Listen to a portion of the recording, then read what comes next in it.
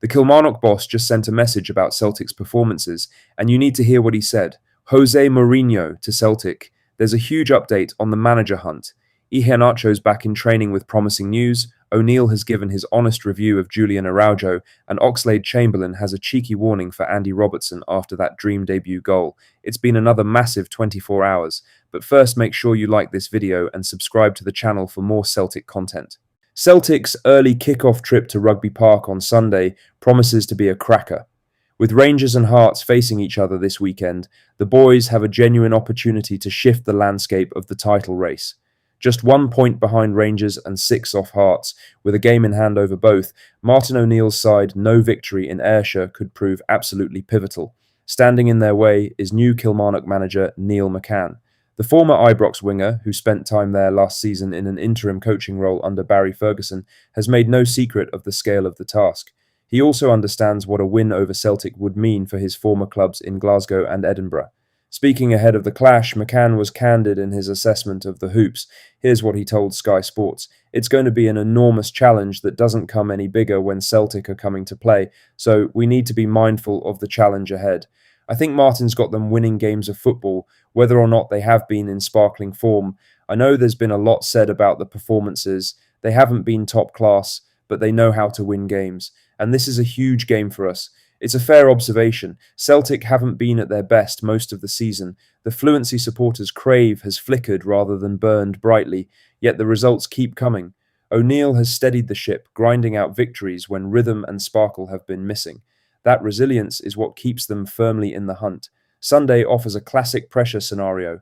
Celtic kick off knowing that by full time at Ibrox later in the day, either Rangers or Hearts or perhaps both will have dropped points. The chance to apply that pressure is there, but Rugby Park is rarely straightforward. Killie will be organised, McCann will have them fired up. For a manager with Rangers ties, there is added narrative in trying to derail Celtic's momentum. For the travelling support, it's simple. 3 points, no excuses. The title picture can tighten dramatically within hours. Celtic must ensure they are the ones applying the squeeze.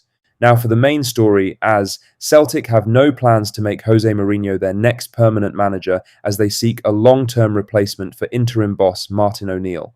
Mourinho has been linked to taking the Celtic job in the summer, but the club are not considering him as a potential successor to O'Neill right now. O'Neill has taken charge of Celtic over 2 separate spells this season, replacing both Brendan Rodgers and Wilfried Nancy at Parkhead. The 73-year-old is now in place until the end of this term, with the Hoops currently chasing the Premiership title alongside Hearts and Rangers.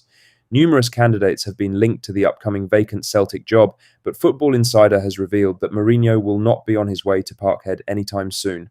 Mourinho is currently in charge of Portuguese giants Benfica, having returned to the club after 25 years away last September. Pete O'Rourke from Football Insider explained, "I don't see it happening at all. It would be a box office arrival if Jose Mourinho was to come. But yeah, I don't see him going to Celtic. I don't see Celtic pursuing a move for Jose Mourinho. It would be a very expensive one as well. I don't think he would be among Celtic's thinking right now, as they do look to bring in a long-term replacement for Martin O'Neill. So, who is the current favourite to be Celtic's next manager? Portugal manager Roberto Martinez is the current favourite to be the next Celtic boss after O'Neill, at odds of 7-4 with one of the UK's leading bookmakers. O'Neill has made it clear that he plans to leave Parkhead in the summer, but he is still priced as the second favourite at 6-1 odds. Motherwell boss Jens Berthel Asko has impressed in the Premiership this season, leading his side to 4th place as it stands, and he comes in at odds of 7-1. Other candidates, according to the bookies, include Steve Clarke at 10-1, Sean Maloney at 10-1, Robbie Keane at 12-1, and Ange Postecoglou at 16-1. In other news, Kelechi Iheanacho hasn't featured in a Celtic squad since the beginning of this month, but new pictures show promising signs that he could be back in contention for Sunday's match against Kilmarnock. The striker's last start for the club came in the League Cup final against St Mirren on the 14th of December. He was forced off after 35 minutes with a hamstring injury, which subsequently ruled him out for over a month. He marked his return with a cameo appearance in the 4-2 win over Utrecht. That game sealed Celtic's spot in the Europa League playoff round, where they faced Stuttgart on Thursday, though Iheanacho's return to action was halted.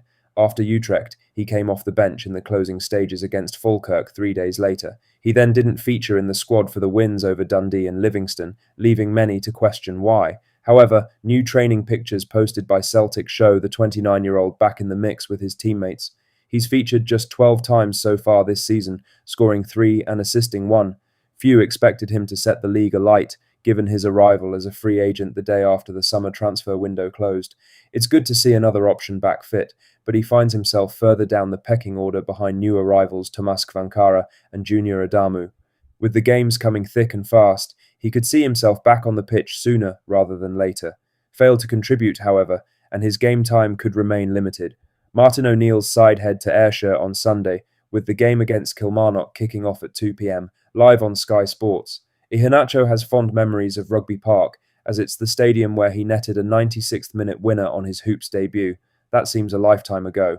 In other news, Julian Araujo's Celtic arrival in January came with more questions than fanfare. He had not kicked a ball since August at Bournemouth. No rhythm, no run of games, just a lone move that felt like a gamble at the time. 7 appearances later, the mood has shifted. 3 clean sheets, energy down the right, a willingness to get up and down the flank that Celtic badly needed. He's slotted in without fuss. When injuries and rotation started to bite, Araujo was thrown in. There was no easing him through it. He has handled it well. Now he is registered for the Europa League squad and available for the playoff tie against Stuttgart. The first leg is at Celtic Park on the 19th of February. That tells you plenty about where he stands in Martin O'Neill's thinking. The pace and aggression he brings could be important if Celtic are to take anything with them to Germany. Stuttgart will not hang about. They will test the wide areas. O'Neill has been impressed by what he has seen so far. Speaking on the Celtic FC podcast, O'Neill said this: "I think he's done really well, really well. He's a good character. He wants to do well. And heart's in the right place as well too. There's parts of his game that he knows himself that he can really tighten up. But I think the experience here, injury-free, if he stays clear of serious injury, will stand him in really good stead. And if, for instance, he was heading back to Bournemouth to really challenge for a place in the Premier League team, then I think all of this experience will be great for him. There's parts of his game that me as a manager, as a coach, say that I think that he can definitely improve on. But yeah, he's had a great impact here so far. It's balanced praise. O'Neill is not pretending Araujo is the finished article. He is not. There are moments defensively where he switches off. There are deliveries that need to be sharper, but the impact is real. For a player who had not played since the summer to walk into this side mid-season and contribute straight away says something about his mentality. Celtic needed someone ready to compete, and they got that. Whether there will be room for a potential permanent move or even a loan extension remains to be seen. That is not the focus for now, however. There is a European tie on the horizon. That's all the latest Celtic news for today. Make sure to hit that like button, subscribe if you haven't already, and drop a comment below with your thoughts. I'll see you in the next one. Hail, hail.